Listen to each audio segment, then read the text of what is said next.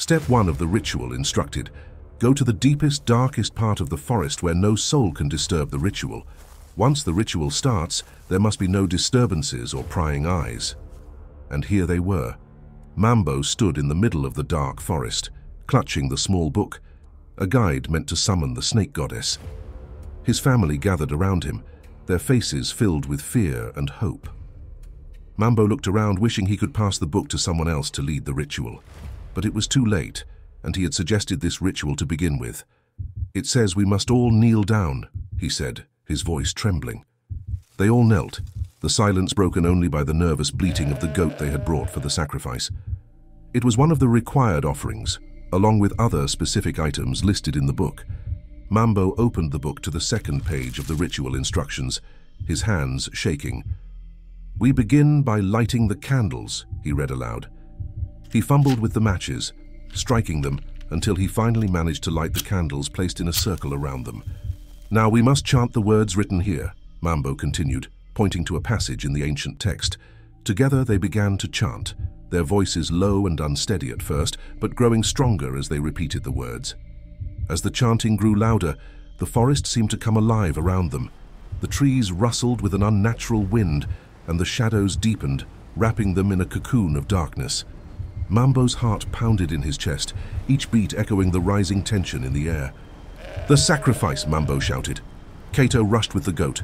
Mambo took a knife, its blade gleaming in the moonlight, and approached the goat. With a swift motion, he completed the sacrifice, the blood pooling on the ground and seeping into the earth. The ground beneath them began to tremble, and a low hum filled the air. The family clung to each other, eyes wide with fear and anticipation. The shadows seemed to coalesce into a form, rising from the ground like a mist. Before them stood a figure both terrifying and majestic. The snake goddess had arrived. "Who dares summon me?" Her voice echoed through the forest, causing the family to tremble. Mambo, finding his voice, stepped forward. "We seek your favor, great goddess. We are a family of traders beset by dangers. Grant us the serpent's gift so we may protect our livelihood and gain the wisdom of the natural world." The goddess's eyes glowed, her gaze piercing through each of them. "You wish to bear the serpent's blood? Know that it comes with a price. Are you willing to pay it?" Mambo looked at his family, seeing their fear and hope mirrored in their eyes. "Yes," he said firmly. "We are ready to accept the price." The goddess raised her arms, and the ground beneath them split open, revealing a swirling vortex of light and shadow. "Step forward and receive the gift," she commanded. One by one, the family members stepped into the vortex, feeling the power of the serpent's blood course through their veins.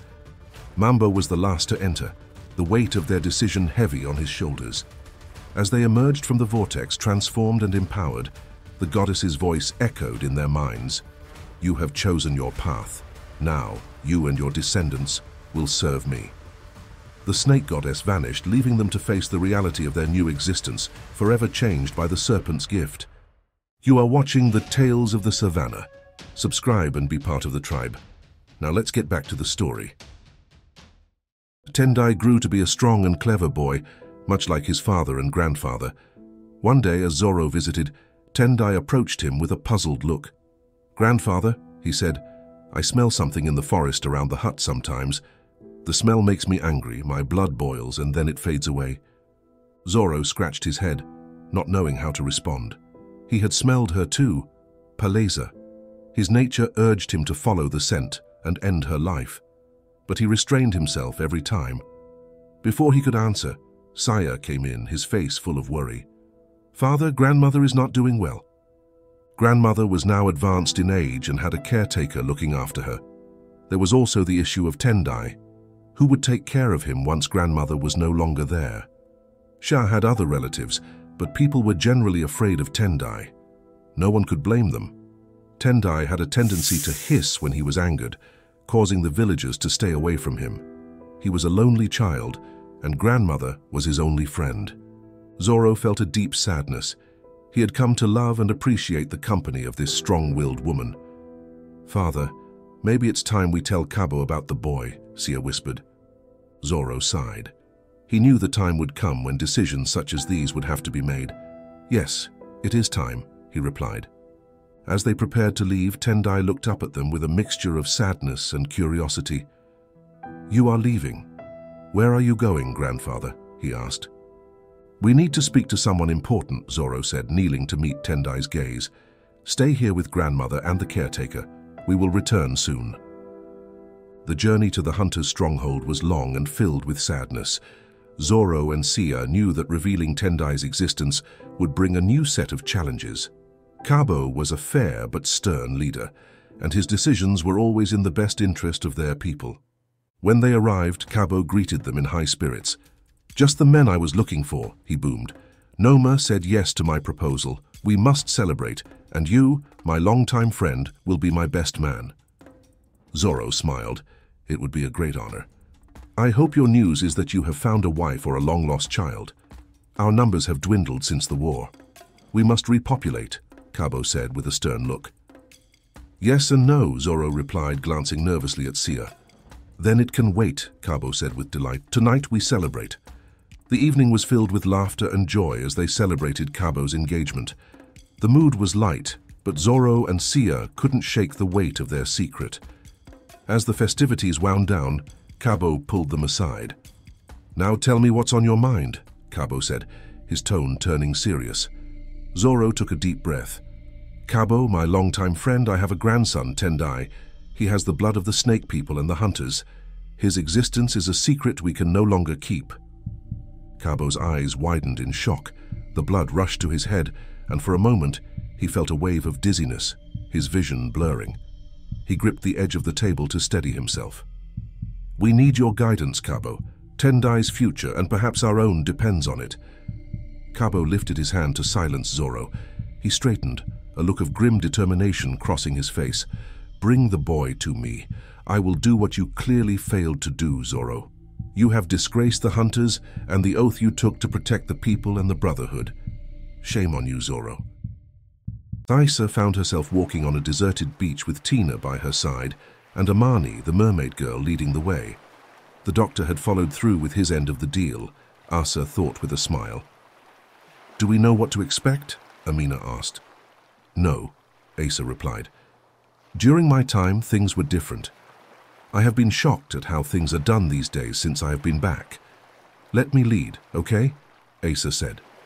Amina chuckled. "Of course, my queen, I'm just here for the ride." The mermaid stopped suddenly and looked back, smiling mischievously. "I hope you can keep up," she said, before leaping into the cold seawater.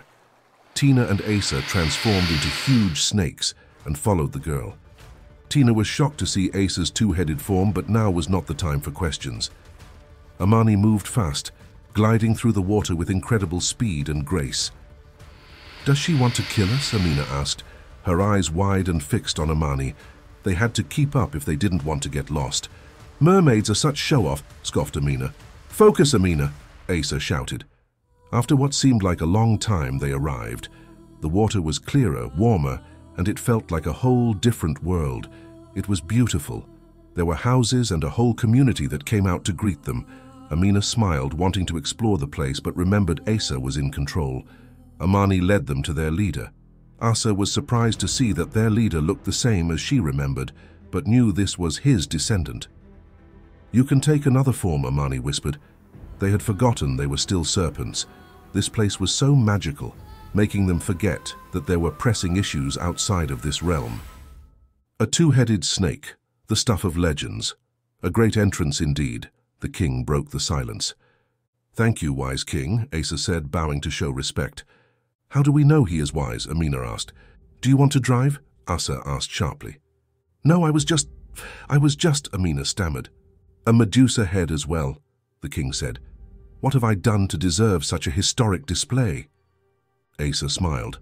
"My king, my name is Isa, queen of the snake people. I have journeyed many miles and centuries to be here." "Yes, I have read a lot about you and the prophecy," the king replied. "I see it has come true." "Indeed it has. You, Queen Asa, have lived in the time of my grand ancestor Ziva." "What was he like?" the king asked, yearning to know the secrets of the past. Asa smiled. "In this moment I see no difference between you and him. It is as if I converse with the legend Ziva himself." The king smiled. He was a stubborn man. We used to fight a lot, verbally. As we all know, I could not stand a chance in a fight with him. The court laughed. He was a great leader, your ancestor. He saved my people once, and I stand before you as I did many centuries ago, asking the same from you. Our age-old enemy, the hunters, have found our dwelling. My people are scattered all over the world, and I need your assistance, my old ally. The king's face became serious. He was silent for a while in deep thought. Your presence in my court honors me, Queen Asa. My people are yours to command. We shall fight alongside you as my ancestor saw fit many centuries ago. Let us know how we can help. Asa bowed her head. She wanted to cry in relief at that moment, but this was not the time or place. Thank you, wise king, she said with a smile. You see why I called him wise? Asa said to Amina. They both smiled. Samuel stopped Django in the corridor. You must see this. I don't have time, Samuel. I have to plan a funeral, Django replied, his voice strained. Now, Samuel insisted sternly. Django sighed and followed Samuel to his office. This was why Django wanted his daughter to marry Samuel. Samuel had the determination that Django found lacking in most young men. Samuel pulled up a dark web page. There's a man selling snake people venom. How do we know it's not fake? Django asked, skeptical.